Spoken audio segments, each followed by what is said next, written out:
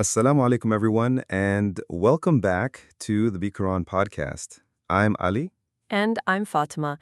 In this episode, we're diving into one of the most profound and essential concepts in Islam, the oneness of God, or Tawhid.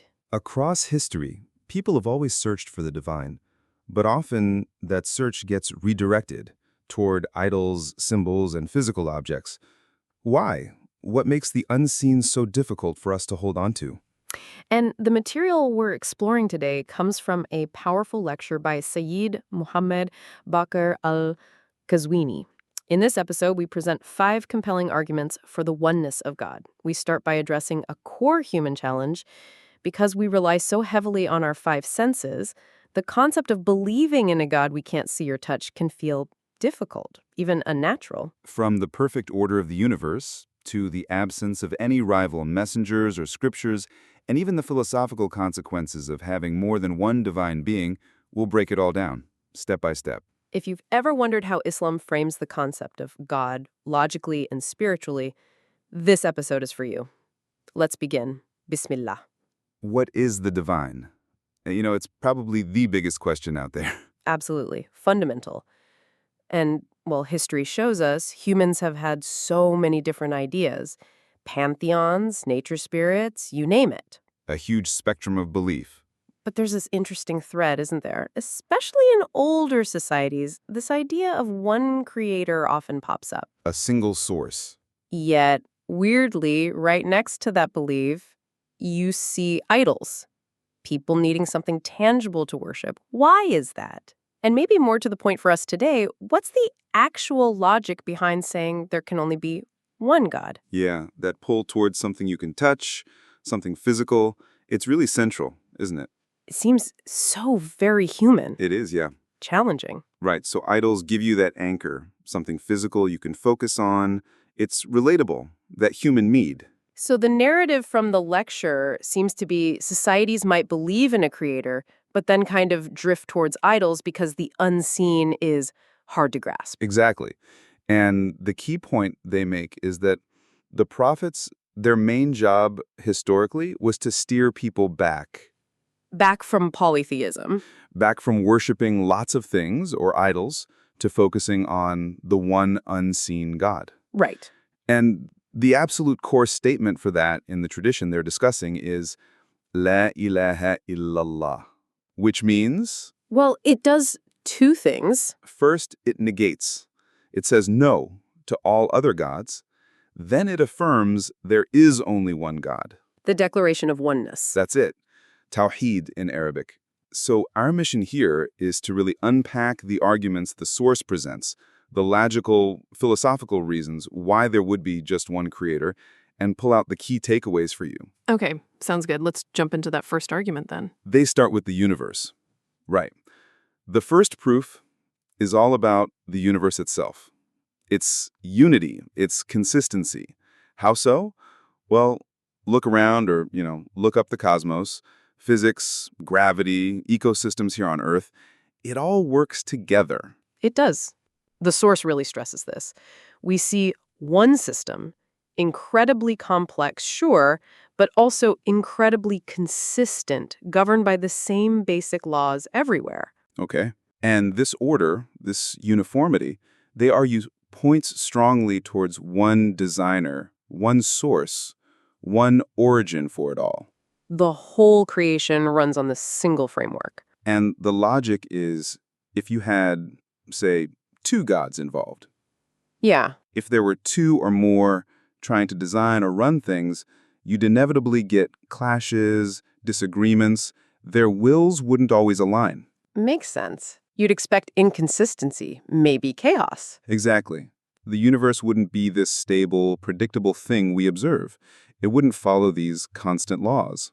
It might even, fall apart. So instability would be the sign of multiple managers. That's the idea. And they back this up with a quote from the Qur'an.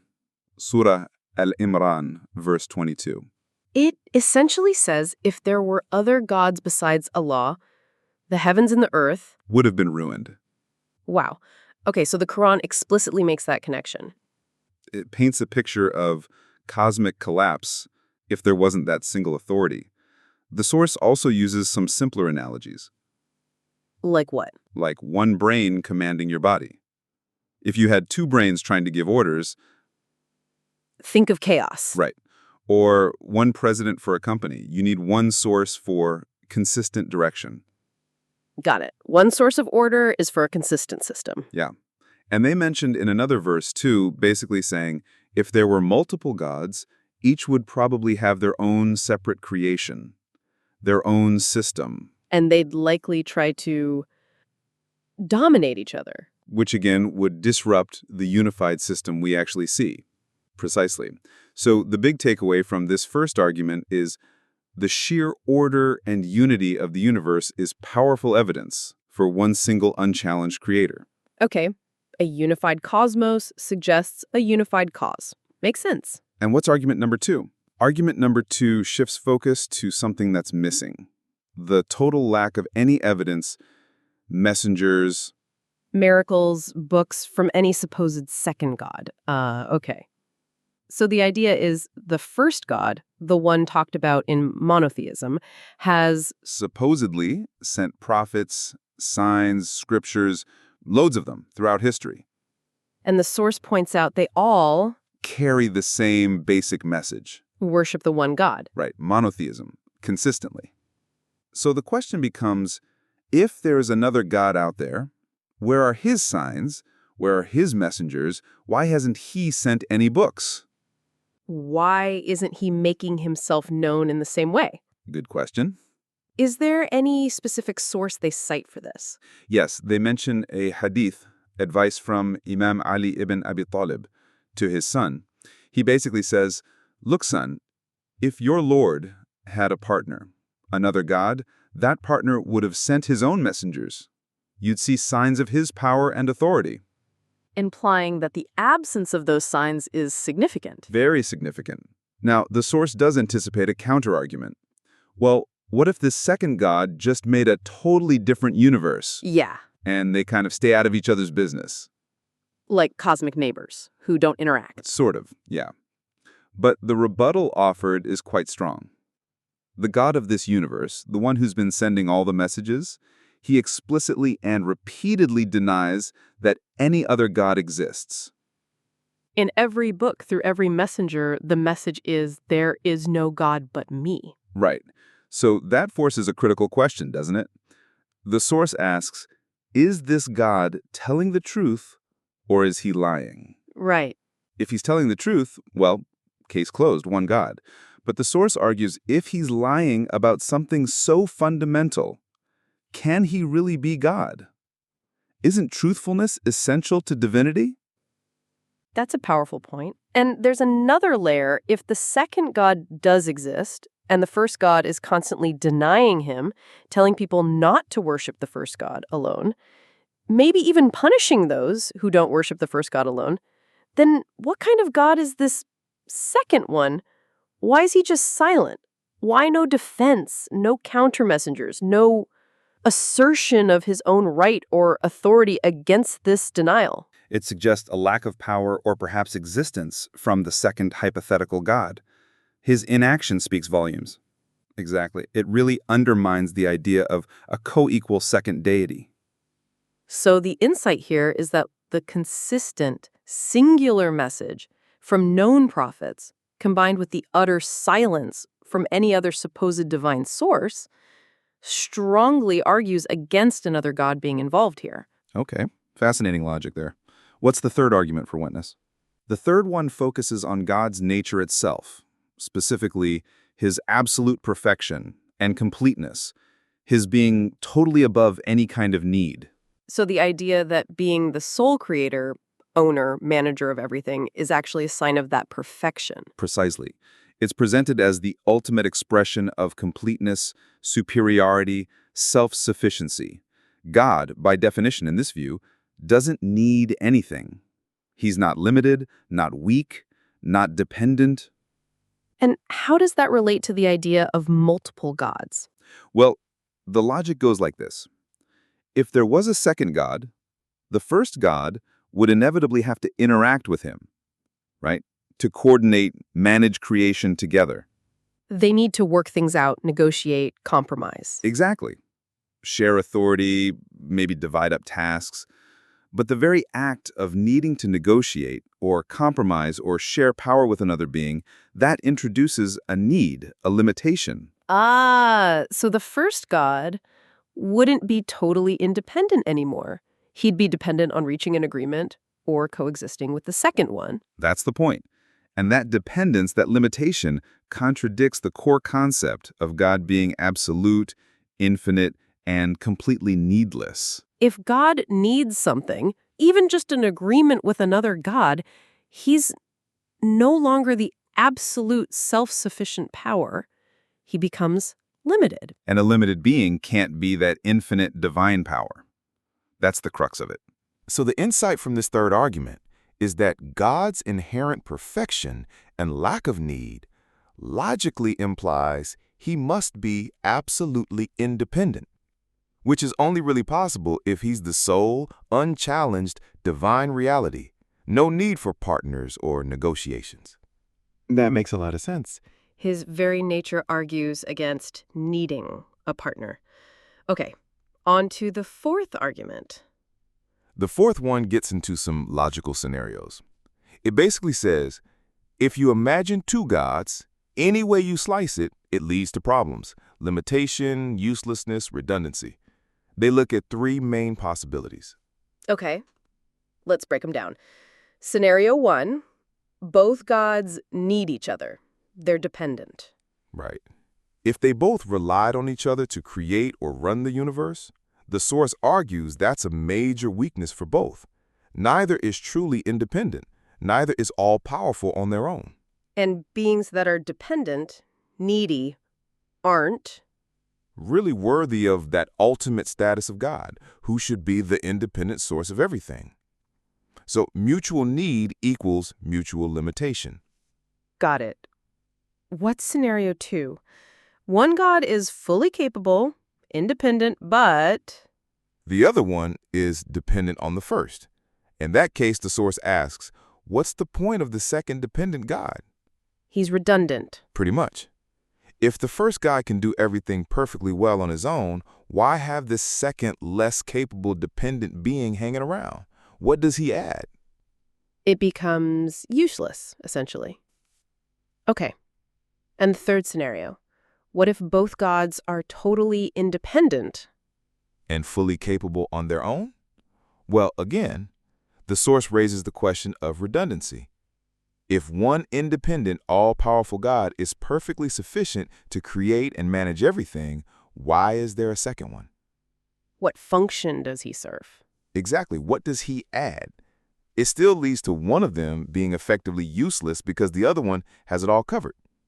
The insight from this whole line of reasoning is that no matter how you set up a two-God scenario, logically it seems to fall apart, pointing towards either limitation or just plain redundancy.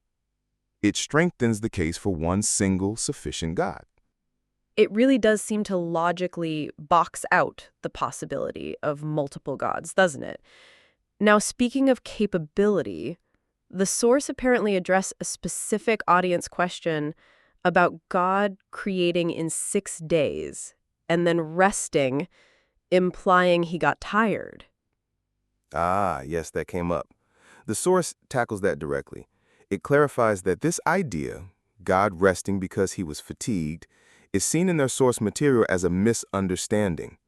Not the intended meaning. Right. Possibly from altered text historically connected to why some observe a day of rest, like the Sabbath. But the Qur'an, they state, strongly refutes this. It emphasizes God's absolute power. He just says, be. And it happens. No effort, no fatigue. So how do they interpret the 6 days mentioned in Scripture, then? Not as literal 24-hour days. I mean, days didn't even make sense before the earth and sun existed, right? Good point. So they understand it as 6 stages or 6 epochs of creation, a gradual process unfolding over vast stretches of cosmic time. which actually aligns better with, say, scientific understanding of the universe developing over billions of years. Exactly. The source suggests this interpretation makes sense, both theologically and scientifically.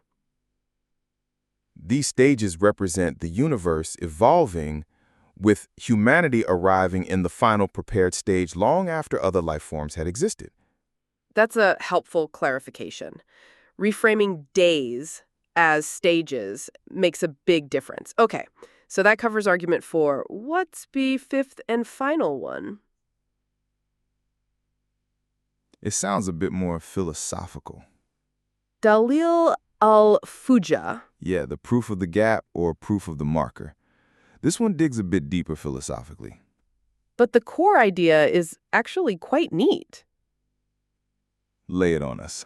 Okay, if you have two distinct gods, God A and God B, there must be something that makes them distinct, right?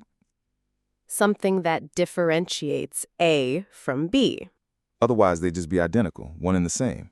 Exactly. You need some kind of boundary or marker or distinguishing feature, let's call it M, that separates them. Without M, they're not two. Okay, makes sense. Distinction requires difference. Right. But here's the philosophical twist the source highlights. If this marker M is necessary to separate them, then M becomes part of what defines each God. God A isn't just A, he's A plus the fact that he's not B because of marker M. God B is B plus not A. So the marker becomes part of their definition. Yes. And this makes each God composite. They are composed of their own essence plus this necessary distinguishing feature or boundary. They're not absolutely simple. And why is being composite a problem in this line of thought? Because in the philosophical framework they're referencing, God is understood to be absolutely simple, meaning not made of parts, not dependent on anything else for his existence or definition. A composite being needs its parts. It's dependent on those components, including that defining marker, to be what it is. And a being that is dependent, that is in need, cannot be the absolute, infinite, needless God we discussed earlier. Precisely. So the very logic required to have two distinct gods forces them into being composite and needy, which contradicts the fundamental understanding of God's nature. The insight is quite profound. The philosophical need to differentiate multiple gods actually undermines their divinity, suggesting only one single, simple, non-composite, truly independent God is logically possible. Wow. So trying to define two gods logically ends up arguing against them being God. That's really interesting. Did they mention anything else related to this? Something about eternal beings, yeah, briefly. They touched on how some dualists might say, okay, only the two gods are eternal, always existing, Qadim. But if you need that differentiating marker, M, between these two eternal gods, well, for the distinction to always exist, the marker M must also be eternal. Ah, so that introduces a third eternal thing, the marker itself. Exactly, which contradicts the dualist starting point that only two things are eternal. It shows an internal inconsistency in that specific line of dualist argument. Another layer of philosophical challenge. Okay, so we've gone through these 5 arguments, but it brings up a pretty obvious question, which the source apparently anticipates. If God is one, and his signs are supposedly apparent in creation, why does he often seem, well, hidden? That's a very natural question, isn't it? Why isn't he just obvious to our senses? The source explains this using 2 aspects of God's nature. He's described as both the apparent, zahir, and the inherent or hidden, batin. Okay, how is he apparent? He's apparent through his effects, the universe itself, its existence, its intricate. Order, its sheer scale, all points towards a creator. You see the painting, you infer the painter.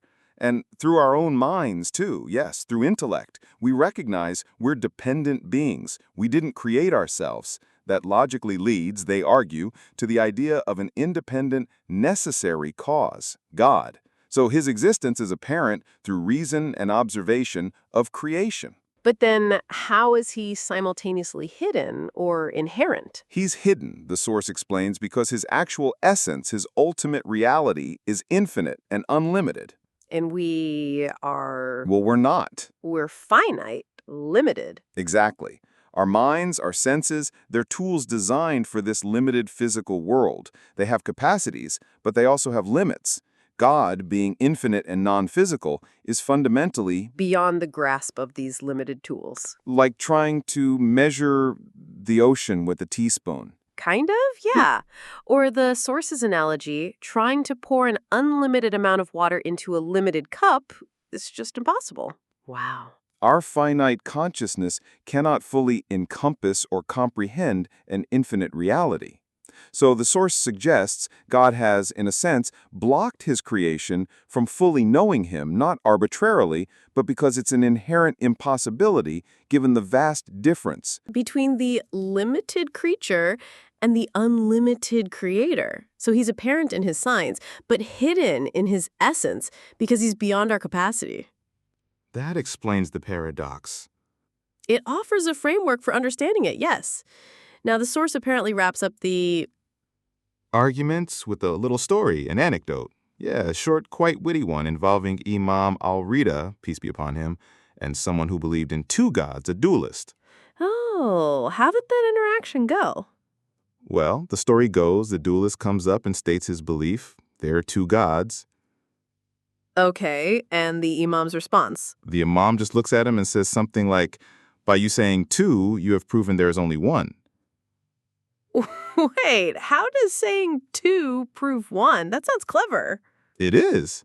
The Imam's point, as the source explains it, was this. When you say two, you've automatically acknowledged and agreed on the existence of the first one. The one is included in the two. Exactly. Both the Imam, who believed in one, and the dualist, who believed in two, agreed that one God existed. The only point they disagreed on was the existence of the second one. So there was consensus on one God already. Right. The existence of one was undisputed between them. The Imam basically used this to say, look, we already agree on one, that's settled. The rest is just your addition. The source notes this was sometimes used as a clever way to respond to people who are just arguing stubbornly, not really seeking truth. That's brilliant, a kind of logical judo move. It shows how even asserting duality inherently accepts unity as a starting point. It does, a neat little reminder that sometimes the simplest observation hits the mark.